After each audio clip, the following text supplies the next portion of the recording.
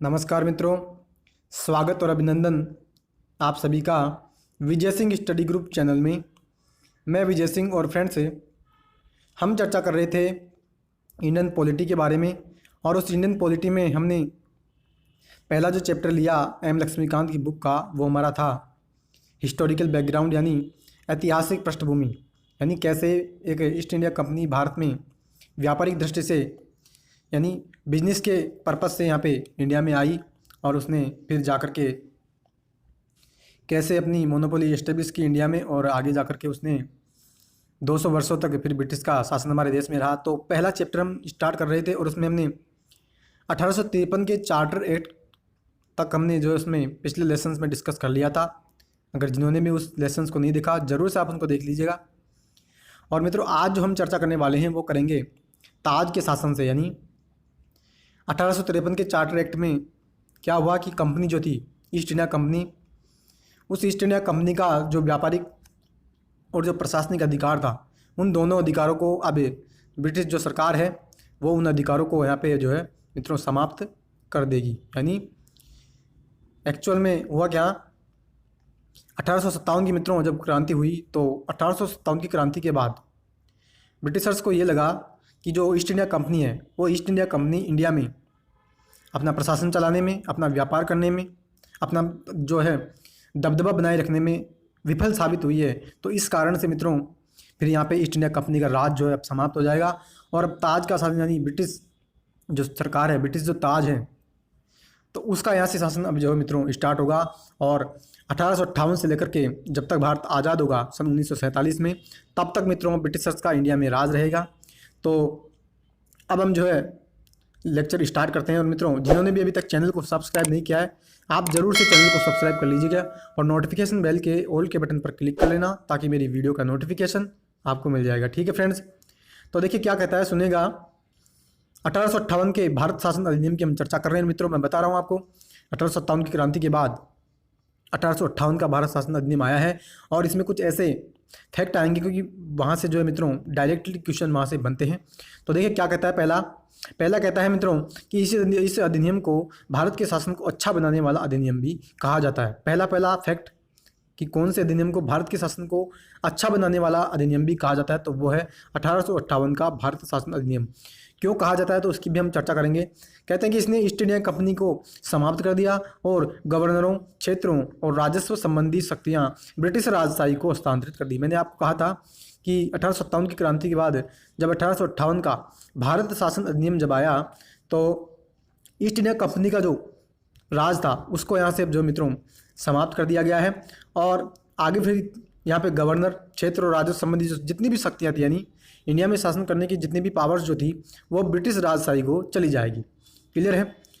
Next देखो क्या कहता है, नेक्स्ट प्रावधान कहता है कि इसके तहत भारत का शासन सीधे महारानी विक्टोरिया के अधीन चला गया। बिल्कुल सही बात है, मैंने आपको पहले कहा। आगे कहते हैं कि गवर्नर जनरल का पदनाम बदल करके भारत का वायसराय कर दिया। एक और फैक्ट यहाँ पे निकल करके आया मित्रों कि जो भारत का गवर्नर जनरल जो था, अब उस गवर्नर जनरल शब्द को हम यहाँ से हटा देंगे और उसकी जगह हम क्या लेकर के आ रहे हैं, उसकी जगह हम लेकर के आ रहे हैं वायसराय। ठीक है। और वह वायसराय भारत में ब्रिटिश ताज का प्रत्यक्ष प्रतिनिधि बन गया। लॉर्ड कैनिंग भारत के प्रथम वायसराय बने। एक और फैक्ट यहाँ पे निकल करके आता है कि भारत के प्रथम वायसराय कौन थे, तो वो थे लॉर्ड कैनिंग। क्लियर है। और मैंने आपको पहले भी कहा था, पहले लेसन में हमने चर्चा की कि 1773 का जब रेगुलेटिंग एक्ट निकल करके आया, तो उस एक्ट में बंगाल के गवर्नर को बंगाल का गवर्नर जनरल बनाया था। क्लियर है। और आगे जाकर के फिर बंगाल के गवर्नर जनरल को हमने फिर भारत का गवर्नर जनरल बनाया। और अब क्या कर रहे हैं हम, भारत के गवर्नर जनरल जो है, ठीक है, भारत के गवर्नर जनरल को हम मित्रों अब यहाँ पे भारत के जो गवर्नर जनरल है उसको हम भारत के वायसराय से रिप्लेस कर रहे हैं। क्लियर है। तो ये मैंने बात की। आप देखो नेक्स्ट प्रावधान क्या कहता है। नेक्स्ट कहता है कि इस अधिनियम ने नियंत्रण बोर्ड और निदेशक कोर्ट समाप्त करके भारत में शासन की द्वैध प्रणाली समाप्त कर दी। यानी मैंने आपको कहा था जब 1784 का पीट्स इंडिया एक्ट जब मैंने आपको डिस्कस किया, तो उसमें हमने चर्चा की थी मित्रों कि राजनीतिक कार्य और वाणिज्यिक कार्य, इन दोनों के लिए मित्रों दो अलग अलग बोर्ड बनाए गए थे। ठीक है। तो राजनीतिक कामों के लिए तो हमने मित्रों जो नियंत्रण बोर्ड बनाया और व्यापारिक कामों के लिए जो हमने निदेशक कोर्ट बनाया। तो ये जो द्वैध शासन प्रणाली थी, तो इस शासन प्रणाली को अब 1858 के भारत शासन अधिनियम में यहाँ पे हम इसको जो है समाप्त कर देंगे। और नेक्स्ट देखो क्या प्रावधान कहता है कि एक नए पदभार के राज्य सचिव का भी सृजन किया गया। एक और फैक्ट यहाँ पे निकल कर आता है कि कौन से अधिनियम में भारत के राज्य सचिव का यानी भारत के राज्य सचिव पद का सृजन, यानी भारत के राज्य सचिव के नाम से एक अलग से हमने एक पोस्ट बना दी और जिसमें भारतीय प्रशासन पर संपूर्ण नियंत्रण की शक्ति निहित थी। यह सचिव ब्रिटिश कैबिनेट का सदस्य था और ब्रिटिश अंततः संसद के प्रति उत्तरदायी थी। यानी कह रहा है कि जो हम भारत के राज्य सचिव का जो पद हमने बनाया है, तो उस जो भारत के राज्य सचिव जो है उसमें भारत में प्रशासन की जो भी शक्तियां हैं वो उसमें निहित थी, यानी सारी जितनी भी पावर्स थी वो भारत के राज्य सचिव के पास थी। और वो भारत का राज्य सचिव जो होता था वो ब्रिटिश जो कैबिनेट है उसका एक सदस्य होता था। क्लियर है। आगे मित्रों कहते हैं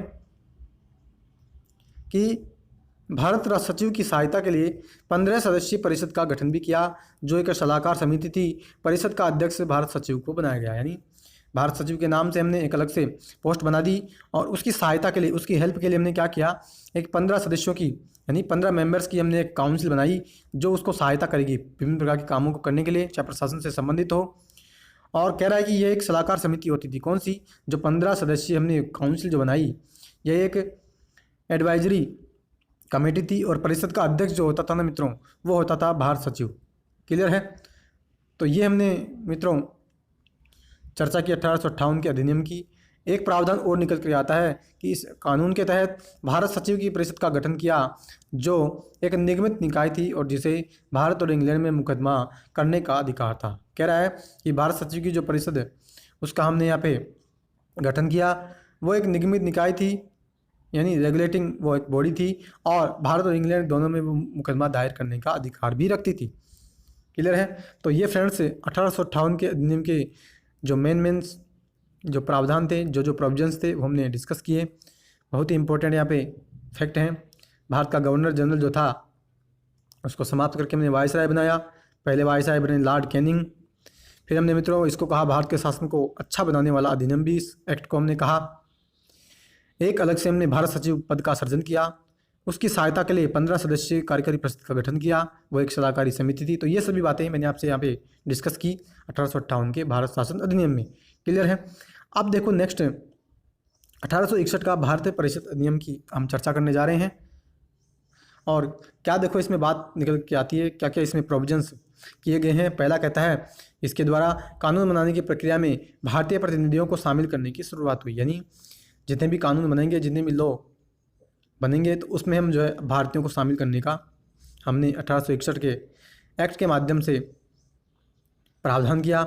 1862 में लॉर्ड कैनिंग ने 3 भारतीय कौन कौन से, बनारस के राजा, पटियाला के महाराजा और सर दिनकर राव को विधान परिषद में मनोनीत किया। यानी कह रहा है कि कानून जो बनेंगे वो कानून बनेंगे भारतीय प्रतिनिधियों की सहायता से। और हमने क्या किया कि लॉर्ड कैनिंग जो है उन्होंने 3 भारतीयों को एक परिषद में जो है मनोनीत किया, ताकि कानून बनाने की प्रक्रिया में भारतीयों का प्रतिनिधित्व, रिप्रेजेंटेटिव जो है वो भारतीयों का बढ़े। तो ये हमने इसमें चर्चा की। नेक्स्ट प्रावधान देखो क्या कहता है। नेक्स्ट कहता है कि इस अधिनियम ने मद्रास और मुंबई प्रेसिडेंसियों को विधायी शक्तियाँ पुनः देकर के विकेंद्रीकरण की प्रक्रिया की शुरुआत की। इस प्रकार इस अधिनियम ने रेगुलेटिंग एक्ट 1773 के द्वारा शुरू की गई केंद्रीकरण की प्रवृत्ति को उलट दिया। यानी मित्रों जब मैंने 1773 का एक्ट आपसे डिस्कस किया था तब मैंने आपको बताया था कि मद्रास और बम्बई, इन दोनों के जो गवर्नर थे, उन दोनों के गवर्नरों की शक्तियां हमने बंगाल के गवर्नर जनरल को दे दी थी। इस बात की मैंने वहाँ पे 1773 के एक्ट में डिटेल से इस बात की चर्चा की थी। तो यही बात यहाँ पे निकल करके आ रही है, यानी इसके विपरीत यहाँ पे प्रावधान किया जा रहा है कि वहाँ पे 1773 के एक्ट में मद्रास और बम्बई की प्रेसिडेंसियों से हमने शक्तियों को छीना था, गवर्नर जो थे उनसे हमने शक्तियों को छीन लिया था। लेकिन 1861 के अधिनियम में अब हम क्या कर रहे हैं कि वापस मद्रास और बम्बई के गवर्नरों को विधायी शक्तियाँ, यानी कानूनों से संबंधित शक्तियाँ हम उनको वापस दे रहे हैं।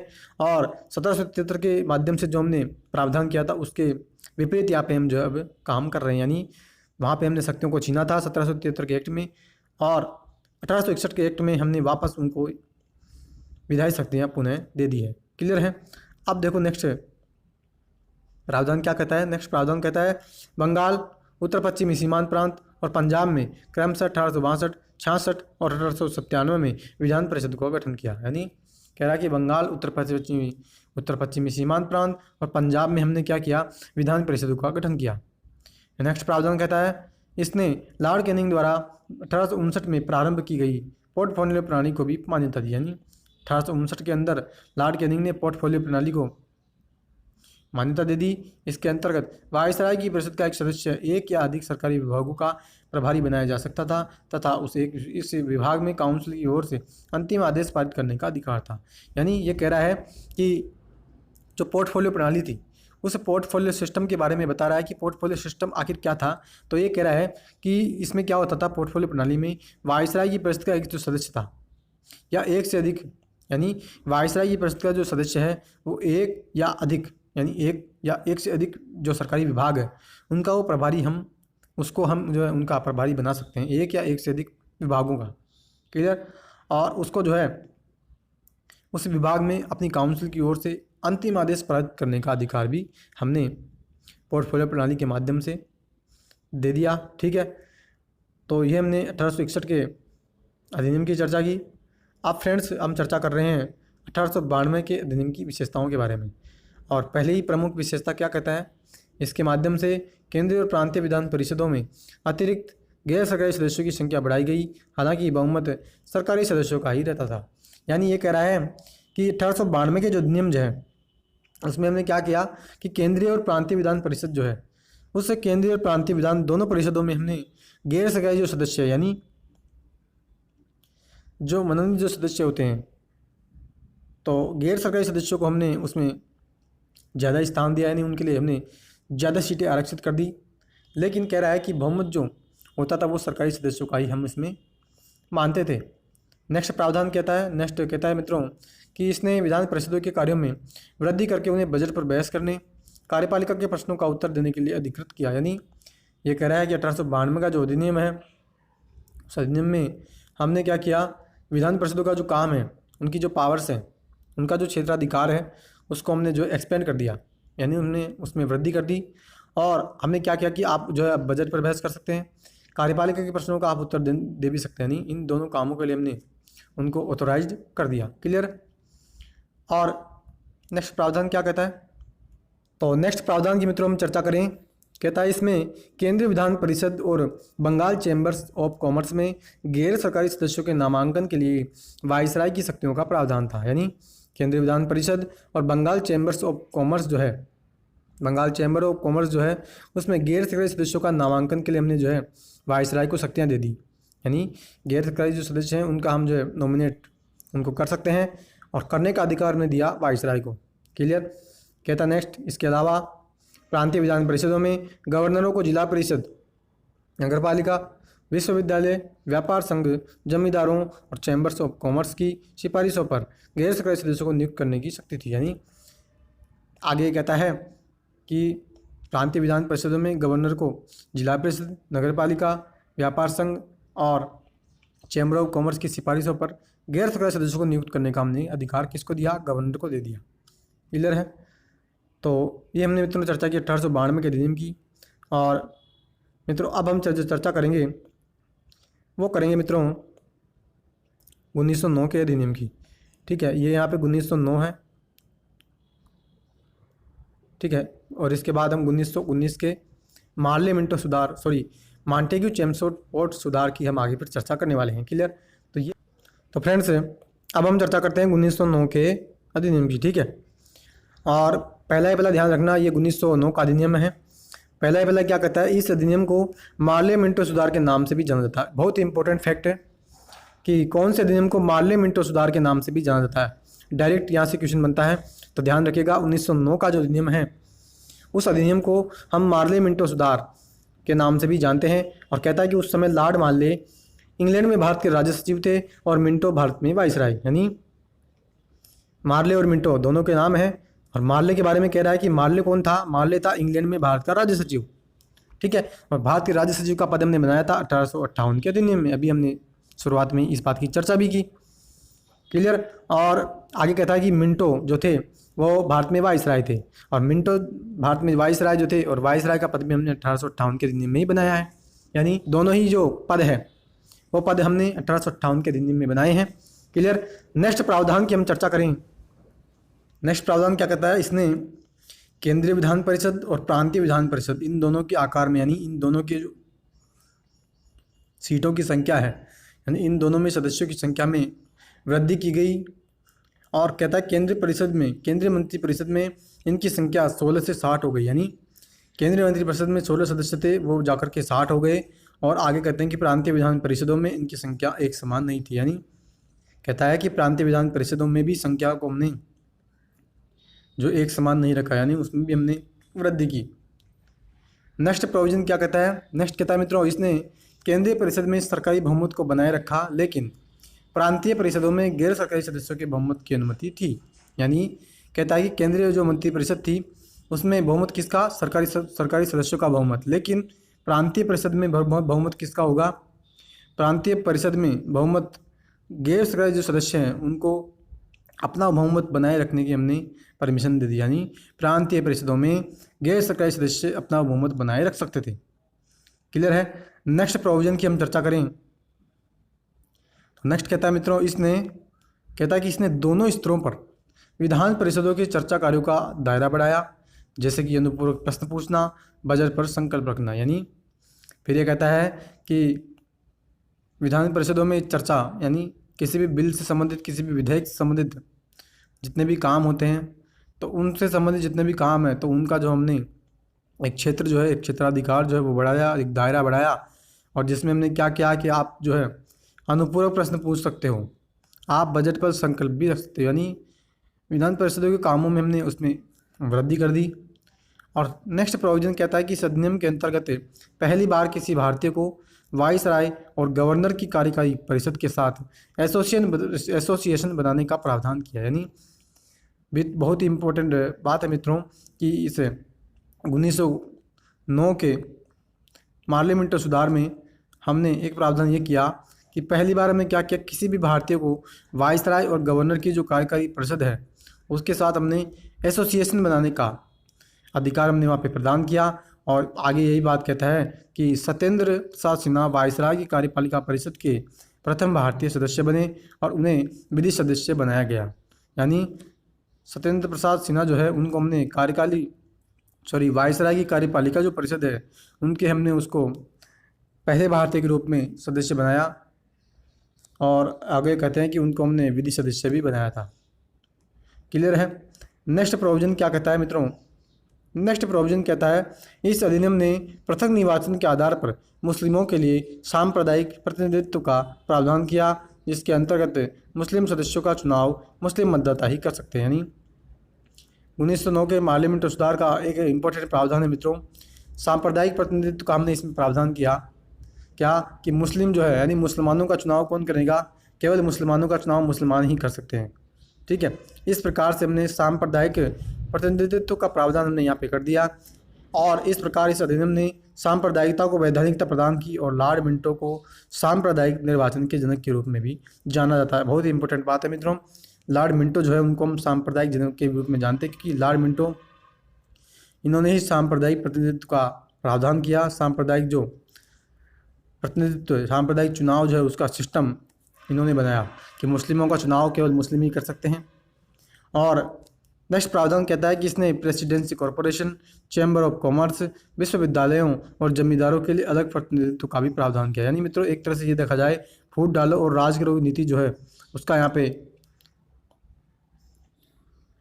फूट डालो और राजगृह जो नीति है उसका यहाँ पे एक अनुसरण उसको यहाँ पे अमल में लाया जा रहा है। और अलग अलग लोगों के लिए अलग अलग प्रतिनिधित्व का प्रावधान यहाँ पे किया जा रहा है, ताकि भारत जो है एक विविधता में एकता की जो हम बात करते हैं वो यहाँ पे बनी ना रहे और अलग अलग संप्रदाय, अलग अलग जो लोग हैं उनको हम अलग अलग रख सकें और एकता की जो भावना इंडिया में है उसको हम तोड़ सकें और ब्रिटिशर्स का राज जो है इंडिया पे बना रहे। क्लियर है। तो ये मित्रों हमने चर्चा की 1909 के पार्लियामेंट सुधार की। आगे फ्रेंड्स अब हम चर्चा करने जा रहे हैं 1919 के मॉन्टेग्यू चेम्सफोर्ड सुधार की। बहुत इंपॉर्टेंट है मित्रों, ध्यान रखना, 1909 का अधिनियम और एक 1919 का अधिनियम। ठीक है, इसको कहते हैं मार्ले मिंटो सुधार। और इसको कहते हैं मॉन्टेग्यू चेम्सफोर्ड सुधार। क्लियर है? दोनों नाम आपको अवश्य ध्यान होने चाहिए। तो आगे हम चर्चा करते हैं 1919 के भारत शासन अधिनियम की। और पहला प्रोविजन क्या कहता है? कहता है इस अधिनियम को मॉन्टेग्यू चेम्सफोर्ड सुधार भी कहा जाता है। और मॉन्टेग्यू भारत में राज्य सचिव थे, जबकि चेम्सफोर्ड भारत में वाइसराय। वही जैसे मार्ले और मिंटो सुधार में हमने देखा कि लॉर्ड मार्ले राज्य सचिव थे और मिंटो जो थे वो वाइसराय थे। इसी प्रकार मॉन्टेग्यू हमारे भारत के राज्य सचिव थे और चेम्सफोर्ड जो है भारत के वाइसराय। क्लियर है? पहला प्रावधान इंपॉर्टेंट प्रावधान है। दूसरा कहता है कि केंद्रीय और प्रांतीय सूची का पहचान करके उन्हें पृथक करके राज्यों पर केंद्र का नियंत्रण हमने कम किया। यानी केंद्र सूची और प्रांतीय सूची, जैसे आज हम चर्चा करते हैं कि संघ सूची और राज्य सूची और समवर्ती सूची, इन दोनों सूचियों में हमने अलग अलग विषय डाल रखे हैं कि संघ में केंद्र सरकार से संबंधित, राज्य में राज्य सरकारों से संबंधित सूची, राज्य सरकारों से संबंधित जो काम है, और समवर्ती सूची में ऐसे काम है जिन पर दोनों चाहे राज्य की सरकार हो या केंद्र की सरकार हो कानून बना सकती है। तो उसी प्रकार से यहाँ पे कह रहे हैं मित्रों कि केंद्रीय और प्रांतीय सूची की हमने पहचान की, यानी केंद्रीय विषय और प्रांतीय विषयों को हमने अलग अलग बांटा और प्रांतीय विषय जो है, ठीक है, उन पर हमने जो केंद्र का नियंत्रण कम कर दिया। और कहते हैं केंद्रीय और प्रांतीय विधान परिषदों को अपनी सूचियों के विषय पर विधान बनाने का हमने अधिकार दिया। यानी केंद्रीय प्रांतीय विधान परिषद जो है वो अपनी सूचियों पर कानून बना सकती हैं, लेकिन सरकार का ढांचा केंद्रीय और एकात्मक ही बना रहा। क्लियर है? तो ये प्रावधान हमने चर्चा की 1919 के अधिनियम की। नेक्स्ट प्रावधान की हम चर्चा करें फ्रेंड्स, कहता है इसने प्रांतीय विषयों को 2 भागों में विभक्त किया। यानी पहले तो हमने चर्चा की कि केंद्रीय विषय और प्रांतीय विषय में हमने विषय जो है उनको हमने अलग अलग विभाजित कर दिया। अब ये कह रहा है मित्रों कि प्रांतीय विषय जो हैं, इन प्रांतीय विषयों को ही हमने 2 भागों में बांट देंगे। पहला हस्तांतरित, ठीक है, और दूसरा आरक्षित। इन 2 विषयों में हम इसको बांटेंगे। और कहता है कि प्रांतीय विषयों को हमने 2 भागों में बांटा, एक हस्तांतरित और दूसरा है आरक्षित। हस्तांतरित विषयों पर गवर्नर का शासन होता था और वह उस कार्य में उन मंत्रियों की सहायता लेता था जो विधान परिषद के प्रति उत्तरदायी थे। यानी हस्तांतरित विषय पर शासन कौन कर रहा है?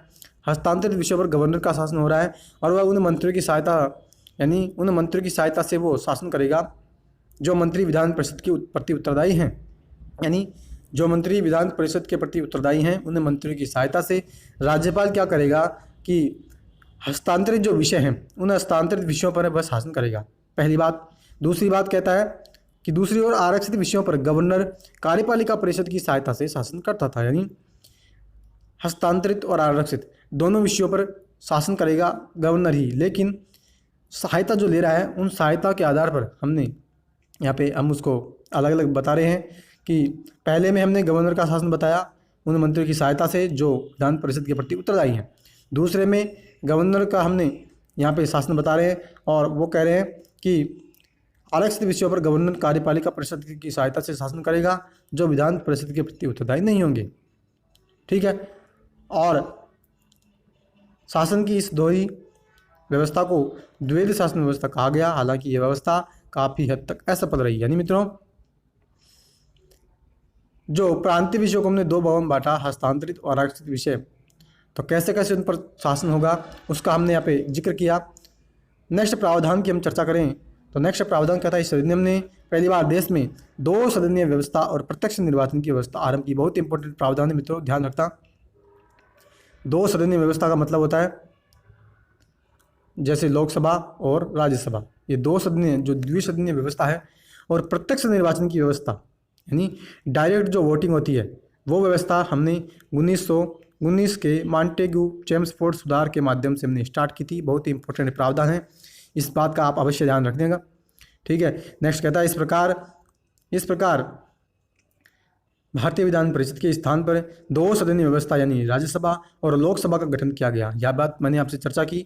दोनों सदनों के बहुसंख्यक सदस्यों को प्रत्यक्ष निर्वाचन के माध्यम से निर्वाचित किया जाता था। यानी बहुसंख्यक यानी अधिकतर सदस्य हम किस प्रकार से चुनते थे? डायरेक्ट वोटिंग के माध्यम से। ठीक है? आगे हम बात करें नेक्स्ट प्रोविजन की। इंपॉर्टेंट प्रोविजन है कि इसने सांप्रदायिक आधार पर सिख, भारतीय, ईसाई, आंग्ल भारतीय और यूरोपीय के लिए भी पृथक निर्वाचन के सिद्धांत को विस्तारित किया। यानी अलग से निर्वाचन की व्यवस्था का जो सिद्धांत है जो हमने 1909 के अधिनियम में मार्ले मिंटो सुधार ने जो स्टार्ट किया, यानी जिसे हम सांप्रदायिक निर्वाचन का जनक भी कहते हैं। कह रहा है कि सांप्रदायिकता के आधार पर सिख और भारतीय ईसाइयों यूरोपियों के लिए हमने अलग से निर्वाचन के सिद्धांत को विस्तारित किया। नेक्स्ट प्रोविजन कहता है इस कानून ने संपत्ति, कर या शिक्षा के आधार पर सीमित संख्या में लोगों को मताधिकार प्रदान किया। यानी एक प्रावधान ये कर दिया हमने कि संपत्ति के आधार पर, कर के आधार पर और शिक्षा के आधार पर कुछ लोगों को हमने वोटिंग का राइट दिया। क्लियर। नेक्स्ट प्रोविजन की चर्चा करें। इस कानून ने कहता है इस कानून ने लंदन में भारत के उच्चायुक्त के कार्यालय का सृजन किया और अब तक भारत सचिव द्वारा किए जा रहे कुछ कार्यों को उच्चायुक्त को स्थानांतरित कर दिया। यानी मित्रों ये कह रहा है कि लंदन में हमने उच्चायुक्त हाई कमिश्नर का हमने कार्यालय का सृजन किया और जो काम भारत सचिव अब तक कर रहा था उन कामों को हमने किसको ट्रांसफ़र कर दिया, उच्चायुक्त को, हाई कमिश्नर को हमने ट्रांसफ़र कर दिया। नेक्स्ट प्रोविजन की मित्रों चर्चा करें तो नेक्स्ट प्रोविजन कहता है इसने एक लोक सेवा आयोग का गठन किया। अतः 1926 में सिविल सेवकों की भर्ती के लिए केंद्रीय लोक सेवा आयोग का गठन किया गया। यानी मित्रों कह रहा है कि 1926 में फिर हमने क्या किया, सिविल सेवकों की भर्ती के लिए, IAS IPS की भर्ती के लिए हमने एक अलग से केंद्रीय लोक सेवा आयोग का हमने यहाँ पे गठन भी कर दिया। और नेक्स्ट प्रोविजन यहाँ पे कहता है कि इसने पहली बार केंद्रीय बजट को राज्यों के बजट से अलग किया और राज्य विधानसभाओं को अपना बजट स्वयं बनाने के लिए अधिकृत किया। यानी एक इम्पोर्टेंट प्रावधान यह कह रहा है कि केंद्र के बजट को, यानी केंद्र बजट और राज्य बजट दोनों एक साथ पेश होते थे। तो 1919 के अधिनियम के माध्यम से हमने एक प्रावधान और ये कर दिया कि केंद्र बजट और राज्य का बजट इन दोनों को हमने सेपरेट कर दिया। केंद्र का बजट केंद्र सरकार पेश करेगी, राज्य का बजट राज्य सरकार। क्लियर है। और राज्य विधानसभाओं को अपना बजट स्वयं बनाने के लिए हमने वहाँ पे ऑथोराइज वहाँ पे कर दिया। क्लियर। तो ये मित्रों हमने आज चर्चा की 1858 के अधिनियम की, 1861 के अधिनियम की, 1892 के अधिनियम की, 1909 के और 1919 के अधिनियम की हमने आज डिटेल रूप से चर्चा की है। आगे के लेक्चर में हम मित्रों ऐतिहासिक पृष्ठभूमि के चैप्टर को कंप्लीट कर लेंगे। उसमें हम भारत शासन अधिनियम 1935 और भारत शासन अधिनियम 1947 इंपॉर्टेंट प्रावधान हैं, इंपॉर्टेंट एक्ट भी हैं, तो इन दोनों की हम डिटेल से चर्चा करेंगे। आज का लेक्चर आपको कैसा लगा फ्रेंड्स, अपनी प्रतिक्रिया कमेंट बॉक्स में आप ज़रूर दीजिएगा। ठीक है। अगर वीडियो पसंद आई हो तो वीडियो को लाइक कीजिएगा, शेयर कीजिएगा। चैनल को मित्रों आपने अभी तक सब्सक्राइब नहीं किया है तो ज़रूर से आप मित्रों चैनल को सब्सक्राइब कर लीजिएगा। नोटिफिकेशन बेल के ऑल के बटन पर आपको क्लिक करना है ताकि मेरी वीडियो का नोटिफिकेशन आपको मिल जाएगा। ठीक है फ्रेंड्स। तो फ्रेंड्स अब हम मिलेंगे अगले लेक्चर में, तब तक के लिए हैव ए नाइस डे। जय हिंद, जय भारत, वंदे मातरम।